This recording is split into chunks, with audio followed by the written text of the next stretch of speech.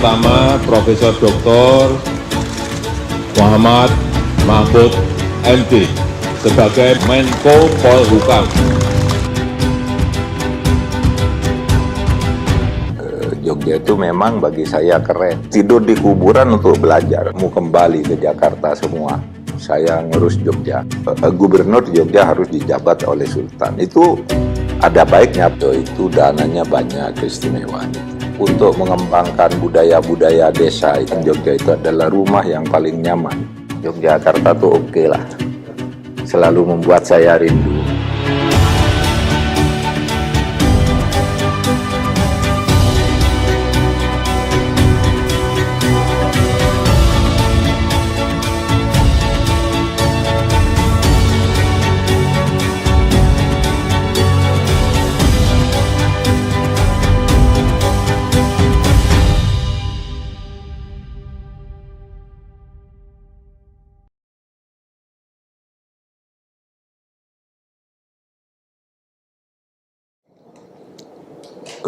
Saya ingat betul bahwa saya mendarat di Jogja untuk pertama kali itu tanggal 5 Februari tahun 1974. Udah ya 40 tahun yang lalu, ya 48 tahun lalu kali ya.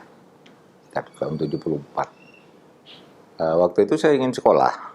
Jadi saya itu dulu gini, di Madura sekolah, terus sekolah di sekolah agama gitu, terus habis itu di sekolah SMP, sekolah agama itu namanya PGA, itu saya terpilih menjadi 3 murid yang direkomendasi belajar ke Jogja, namanya Pendidikan Hakim Islam. PHIN tuh. Sekarang masih ada sekolahnya di Jalan Simanjuntak nomor 60. Disitulah saya tanggal 5 Februari saya mendarat di Jogja untuk pertama kali. Nama Jogja itu memang sudah lama kita kenal. Kan dulu disebut ini kota pelajar gitu ya. Kota budaya dan seterusnya gitu. Nah, ternyata memang dari Jogja saya terus mengembangkan diri dan berkarir di berbagai bidang, dan Jogja itu memang bagi saya keren gitu ya. Saya kalau ketemu dengan para ilmuwan dari seluruh Indonesia itu kalau disebut dari Jogja itu biasanya lebih mempunyai wibawa keilmuan gitu. Sama sih sebenarnya itu, tapi perasaan saya aja. Sebenarnya di mana-mana kan banyak itu, tapi rasanya kalau di Jogja tuh kok kesannya kok keren begitu ya. Dan tujuh buat saya di Jogja, lalu sejak itu saya tidak pernah pulang lagi ke Madura, dalam arti tidak pernah pulang sebagai rumah tinggal. Kalau pulang berkunjung gitu bisa tiap 2 bulan, 3 bulan sejak itu. Tapi rumah saya di Jogja, saya kawin di Jogja, kerja saya sampai sekarang di Jogja, anak-anak saya semua lahir di Jogja. Iya, saya selalu memperkenalkan diri dari Jogja, gitu ya. Kalau ditanya dari mana, kan mestinya dari Jogja. Kalau ditanya tempat lahirnya di mana, baru di Madura, gitu. Kalau ditanya dari mananya, dari Jogja. Iya.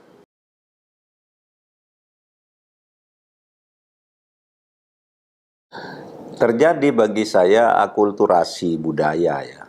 Budaya Madura itu budaya blak-blakan, agak keras gitu, sedangkan Jogja itu budaya kelembutan dan kadangkala selalu mensyukuri kehidupan. Kalau orang Jogja itu kan makanya termasuk salah satu dari 3 provinsi yang mempunyai harapan hidup terlama. Kenapa? Kalau di Jakarta terlama karena ekonominya barangkali bagus. Di sini banyak pengusaha gitu yang besar-besar ekonomi bergerak. Kalau Jogja kan sebenarnya karena menurut saya, karena gaya hidupnya semeleh. Ya, tenang aja gitu.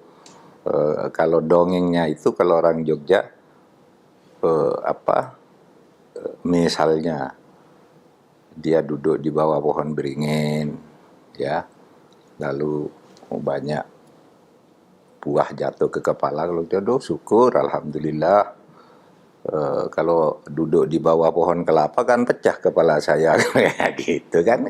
Burung buang kotoran kena kepala, alhamdulillah, untung itu yang terbang bukan kerbau. Coba kalau kerbau yang terbang, selalu bersyukur gitu. Dan itu gambaran, meskipun itu barangkali cuma dongeng, tapi gambaran bagaimana orang Jogja itu tidak terlalu tergopoh-gopoh, gelisah gitu. Nah, itu akulturasi saya dari budaya itu. Oleh sebab itu percampuran budaya itu menjadi membentuk karakter saya yang sekarang ini. Saya bisa lembut gaya Jogja ya kalau dalam pergaulan, tapi kalau dalam prinsip bisa berdebat, bisa keras gitu. Nah, itu saya beruntungnya sama dengan faham keagamaan misalnya. Saya itu kan lahir di Madura sampai umur 14 tahun tuh sangat NU. NU itu kalau beragama itu lebih menekankan pada rasa. Sehingga kalau beribadah betul timbul dari perasaan sampai nangis di kiran itu. Lalu masuk ke Jogja, itu lingkungan Muhammadiyah. Muhammadiyah itu kota, rasional gitu. Semua pimpinan Muhammadiyah yang ada sejak tahun 74 saya pernah berguru dan berkawan langsung. Waktu saya ke Jogja itu, waktu itu yang menjadi ketua PP Muhammadiyah K.R. Fakhruddin. Saya kenal baik sama beliau. Sesudah itu diganti Asyar Basir. Saya jadi asisten dosen beliau. Itu ketua umum Muhammadiyah. Habis itu Amin Rais. Itu guru saya di UGM. Habis itu Syafi'i Ma'arif. Saya jadi asistennya Syafi'i Ma'arif. Ngajar Pancasila di UI. Din Samsudin berikutnya teman, ya, seangkatan, segenerasi. Nah, yang sekarang Pak Haidal Nasir juga di bawah saya sedikit gitu. Sehingga saya dulu ikut membaca-baca dan menguji disertasinya. Jadi semua ini teman saya, dan itu memberi bekal kepada saya bagaimana cara mempertemukan hati yang dalam peribadatan ibadah-ibadah NU itu dan Muhammadiyah. Cara berpikir itu terbentuk di Jogja, lalu campur budaya Jogja tadi yang sangat kosmopolit, banyak intelektual di sana kan, ketemu profesor-profesor, budayawan yang besar-besar kan. Dari situ ada Laibid GAD, ada MH Ainun Najib, dan banyak lagi lah, Umar Khayyam yang budayawan di kampus itu saya dekat juga, saya pernah menjadi mahasiswanya. Nah, di situ semua kemudian membentuk kepribadian saya sampai sekarang, sehingga saya melihat Jogja itu adalah rumah yang paling nyaman. Nah, oleh sebab itu kalau orang seperti saya kalau ditanya nanti kalau pensiun, kan banyak orang habis pensiun tinggal di Jakarta ya. Kalau saya enggak, saya di Jogja aja, balik ke Jogja. Sekarang aja saya sering pulang ke Jogja. Karena Jogja itu begitu sangat menyenangkan, ya. Dan secara intelektual itu adalah tempat yang bagus bagi pengembangan ilmu pengetahuan, dan para ilmuwan banyak lahir dari sana. Ilmuwan-ilmuwan yang karismatik itu kan banyak lahir dari sana.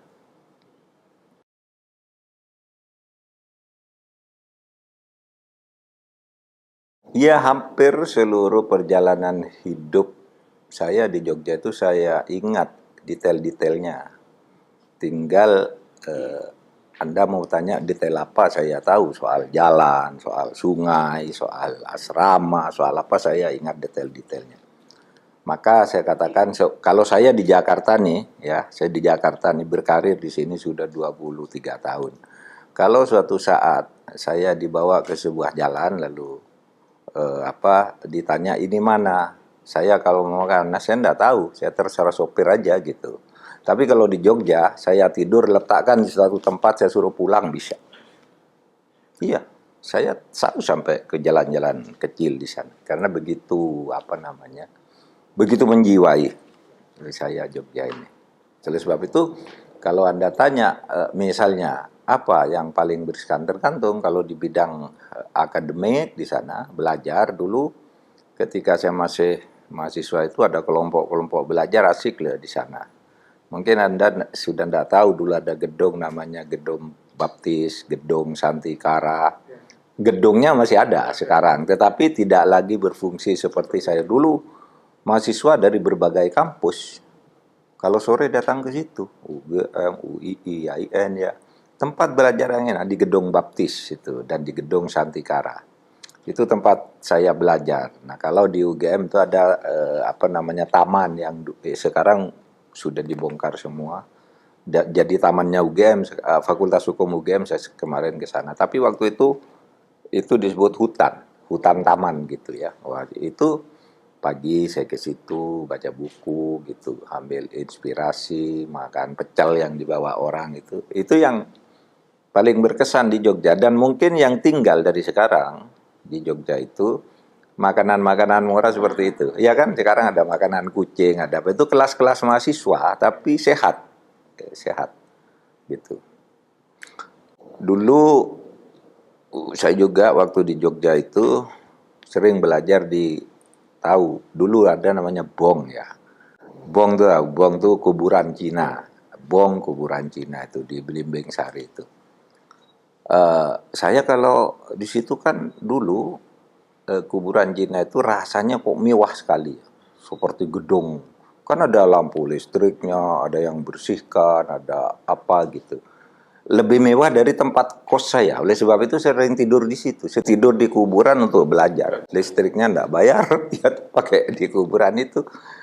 Nah, itu dulu saya waktu, dan sekarang saya sering mau napak tilas tuh sudah tidak ada, tapi bekasnya masih ingat saya. Liku-likunya itu. Nah, itu Jogja. Jadi intelektualitas, lalu budaya halusnya itu ya. Keraton misalnya. Di keraton tuh sangat mengesankan kan. Keraton itu intinya kalau dalam ilmu pewaris feodalisme. Di mana orang lebih diistimewakan, orang lebih dilayani, tapi di Jogja kan tidak. Sultan itu ya sultan. Pewaris feodalisme tapi demokratis. Feodalisme tapi demokratis. Ya dari sudut ilmu ya, feodalisme kan mestinya tidak demokratis. Tapi sultan itu menjadi penerima hadiah award demokrasi dalam administrasi pemerintahan. Sultan menerima dari Menko Polhukam dulu, bukan zaman saya, itu zaman Pak Wiranto. Saya kan penasehat sultan. Jadi dapat undangan ke sini, Bapak dapat demokrasi itu kan amazing ya, menarik. Bagaimana orang disebut feodalisme tetapi tampil secara demokratis ya, dan sangat bersahabat dengan rakyat itu. Nah, itu yang kesan saya tentang Jogja itu.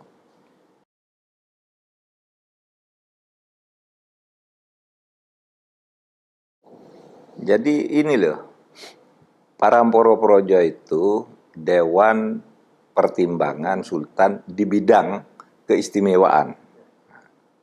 Kalau di bidang keistimewaan itu artinya di bidang budaya, di bidang kekeratonan kan. Nah, saya menjadi ketua Paramporonya sampai sekarang loh. Sampai sekarang tapi di nonaktif. Saya minta mundur juga enggak boleh. Udah dipasang ada namanya Pak Mahfud, ya enggak apa-apa. Saya masih punya meja kerja sekarang di sana itu. Kalau saya ke sana ya ngantor 20 menit, 10 menit gitu. Masih ada. Karena apa? Ya itulah kekhasan Sultan. Sultan itu seorang penguasa keraton Jogja. Dia masih menjadi simbol budaya adiluhung di Jawa, kan tinggal keraton Jogja ya yang menjaga menurut saya.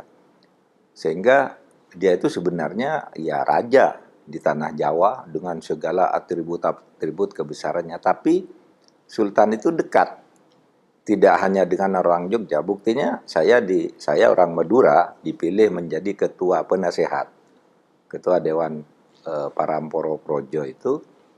Saya orang Madura.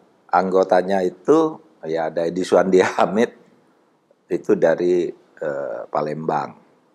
Dan rata-rata orang luar kota Jogja tuh anggotanya.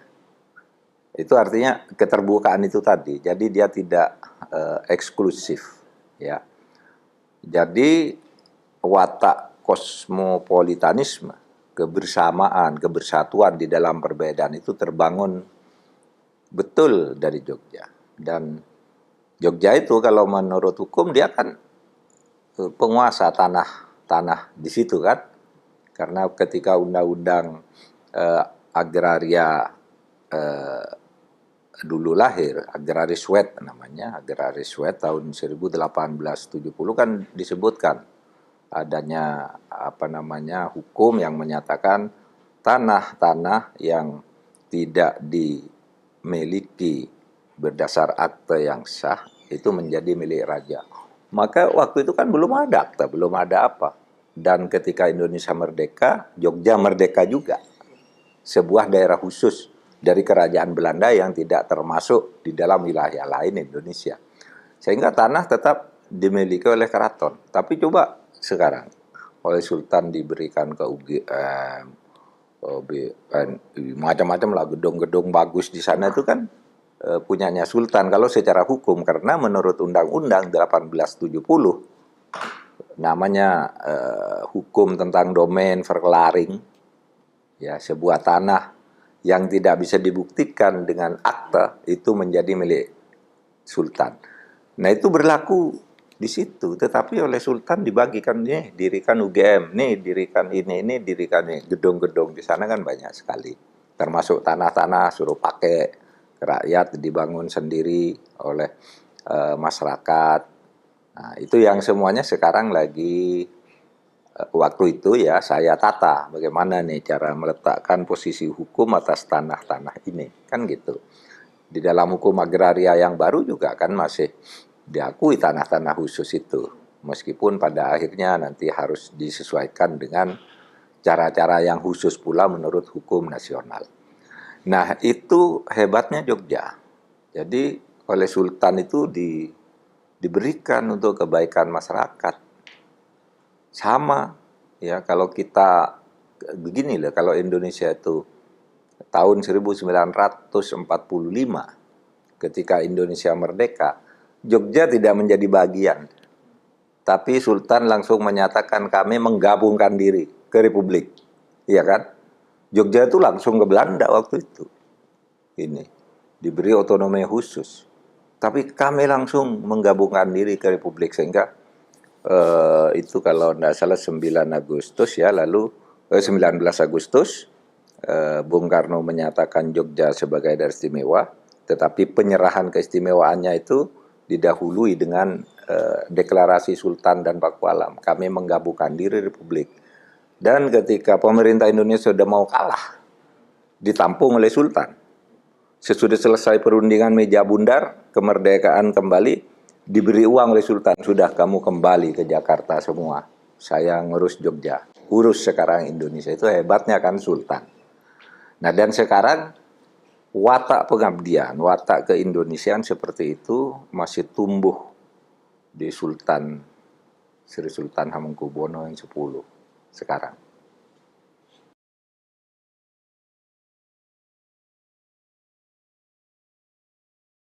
Iya, saya merasa Jogja itu sebagai daerah istimewa itu memang bagi saya pribadi istimewa.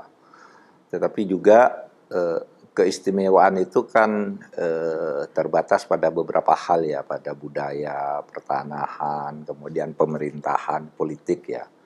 Nah itu supaya dimanfaatkan dengan baik. Misalnya bahwa secara politik gubernur di Jogja harus dijabat oleh Sultan. Itu ada baiknya. Pertama karena seluruh rakyat Jogja itu biasanya sangat tunduk kepada Sultan. Yang kedua, pembangunan bisa berkesinambungan, tidak kaget-kagetan. Karena ini dari lama ikut terus, ngawal terus, sampai akhirnya misalnya selesai, wafat dan sebagainya. Nah sebelum itu dia bisa ngawal terus. Nah itu supaya terus dipertahankan sebagai bentuk pengabdian kepada Republik. Keistimewaan Jogja itu adalah bisa melahirkan tokoh-tokoh Republik yang besar. Saya pernah bergurau semua pemimpin besar di Indonesia ini pasti pernah belajar di Jogja. Bergurau ya, kan tidak semua juga. Misalnya Bung Karno, dulu kan hidup di Jogja juga. Mbak Mega lahir di Jogja. Ya kan, Amin Rais, orang Jogja. Habibie itu kan neneknya karena Godean gitu, yang ini. Kemudian banyak lah, Gus Dur sekolahnya di Jogja juga. Gitu, Pak SBY menjadi danrem di Jogja. Semua mampir di sana. Gitu. Ini gurauan aja ya, bukan tapi itu rasa keistimewaan yang saya ini. Ya sebenarnya banyak juga yang tidak hanya Jogja. Kalau hanya Jogja kan kecil. Tapi maksud saya betapa Jogja itu mengesankan. Mendidik orang-orang yang punya sifat demokratis, akademik, dan kosmopolit. Itu Jogja. Gitu. Istimewanya menjadi sangat dalam. Karena apa? Karena di situ adalah merupakan satu-satunya pewaris feodalisme. Sedangkan feodalisme itu di dalam terma ilmu sering dianggap bertentangan demokrasi. Ternyata di sana demokrasi tumbuh, melahirkan demokrat-demokrat besar dari sana. Kota pendidikan yang kaya dengan budaya adiluhung itu. Sikap guyup kegotong royongan dan selalu hormat terhadap keputusan-keputusan sultan sebagai penguasa keraton, bukan hanya sebagai gubernur. Itu menjadi ciri khas yang luar biasa. Dan Anda tahu, kita semua tahu sultan itu adalah sultan di daerah istimewa, tetapi pengaruhnya terhadap nasional dan di tengah gubernur-gubernur lain dia punya karisma tersendiri. Gitu. Dan kita semua orang Jogja, apapun anunya ya, misalnya di Jogja tuh kan banyak profesor, doktor, ini sudah pengalaman ini itu, tetap dengan sultan tuh hormat betul gitu ya, apapun kedudukan dan pengalaman kita. Oleh sebab itu ya saya mengucapkan selamat atas 10 tahun satu dasawarsa undang-undang nomor 13 ya, yang sekarang ini sudah berjalan cukup efektif. Catatan saya dulu waktu saya jadi, yang sampai sekarang ya, jadi ketua Dewan Paramporo Projo itu dananya banyak, keistimewaan itu. Waktu itu saja 5 tahun yang lalu sudah hampir 1 triliun untuk pembangunan keistimewaan. Dan itu terjaga dengan baik, cuma tidak termanfaatkan dengan maksimal.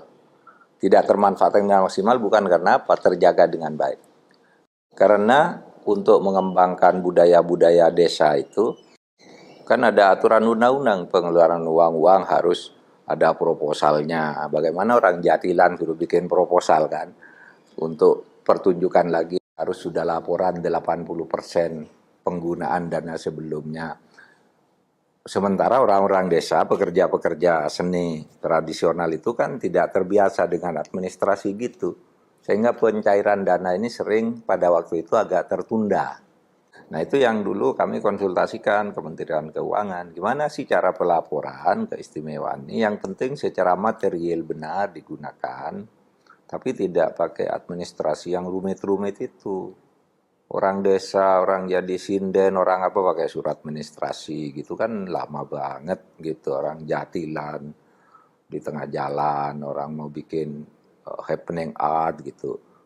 Memang aturannya harus begitu, memang harus begitu aturannya. Kalau enggak gitu nanti jadi temuan BPK kan, jadi korupsi katanya.